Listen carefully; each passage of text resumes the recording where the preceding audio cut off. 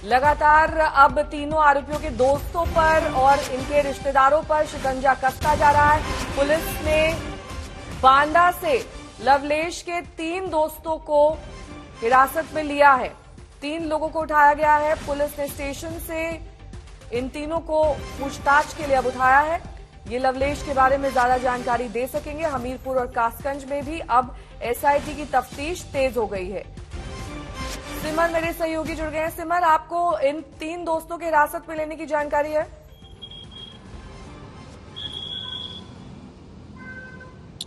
जी बिल्कुल नेहा, कि ये क्योंकि अभी सूत्रों के मुताबिक हमें पता लगा है कि जो 3 लोगों को हैं उनको कस्टडी में लिया गया है। ज़्यादा जानकारी अभी हमें भी नहीं मिल पाई है इस पूरे मामले में, लेकिन ये होना था।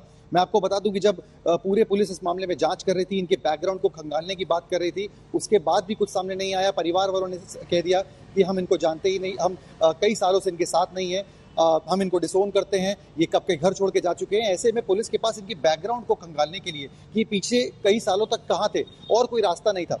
पुलिस जांच में इन लोगों ने कुछ बताया नहीं है। पुलिस को खासी मशक्कत करनी पड़ रही है इनसे अपनी डिटेल्स निकलवाने के लिए। तो ऐसे में ये लाजमी था कि पुलिस इनके जो करीबी लोग हैं, जो इनके बारे में कुछ जानते हैं, उनको उठा सकती है। और जैसा कि आपने बताया और हमें पता भी चल रहा है कि बांदा से इनके जो दोस्तों को है उनको उठाया गया है। पुलिस जो है उनसे पूछताछ करेगी कि ये कब और कहाँ थे, इतने सालों में ये क्या कर रहे थे, क्या उनकी बातचीत इनसे हो रही थी, माइंडसेट के बारे में क्या इनकी किस तरफ इनका रुझान रहा। ऐसी कई चीजें उनके बारे में अब यहाँ से पता करेंगी और उससे अगर कोई लीड निकलती है तो उसको क्रॉस वेरीफाई करने के लिए फिर से एक बार क्वेश्चनिंग करनी पड़ सकती है इन लोगों से। मैं आपको बता दूं, ये जो पूरा पुलिस का अपक्रम अगर समझेंगे कि नार्को टेस्ट की बात करना, जो रिश्तेदार हैं, जो दोस्त हैं, उनसे इनके बारे में पूछताछ करना, ये अपने आप में साबित करता है कि ये तीनों बहुत ही ज्यादा डिटेक्ट क्रिमिनल थे। कहीं ना कहीं मानसिक रूप से बहुत स्ट्रांग थे और कहीं ना कहीं ये सोच के आए थे कि जब हम पकड़े जाएंगे तो हमें कोई भी जानकारी ऐसी नहीं बतानी है। इतनी कड़ी पूछताछ के बाद एसआईटी लेवल ऑफिसर्स, एसटीएफ भी बाकायदा इसमें साथ में ऑपरेशन में लगी है, पूछताछ कर रही है। उसके बाद भी कोई भी जानकारी इन 2 दिन में इनसे नहीं निकल पाई है।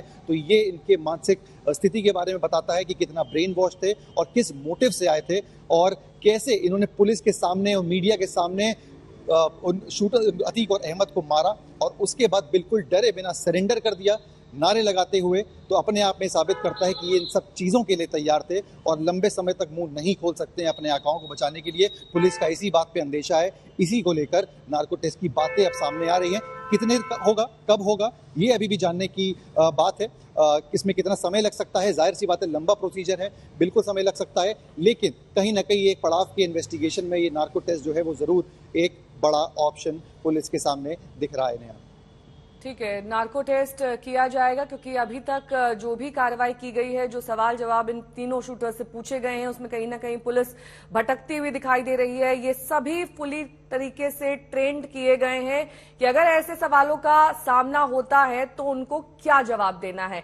यानी कि इनके हैंडलर को लेकर अभी तक कोई जानकारी सामने नहीं आई है। नार्को टेस्ट से ही सच पता चल पाएगा, ऐसा अब पुलिस का मानना है और ये कहना है पुलिस का कि इसके लिए वो कोर्ट में अर्जी देंगे। सिमर, लगातार इस पूरे मामले में डेवलपमेंट्स इसलिए भी हो रहे हैं क्योंकि जब हम वो पूरा फुटेज देखते हैं उसमें ये तीनों मीडिया से आए हैं, इनके पास डमी कैमरा, माइक इत्यादि सब कुछ होता है। लगता है कि 48 घंटे नहीं बल्कि एक लंबे वक्त से इस साजिश को रचा जा रहा था। ये फुल प्रूफ प्लानिंग की जा रही थी और ये भी ताकीद दी गई थी कि आपको शूटिंग के बाद सरेंडर करना है।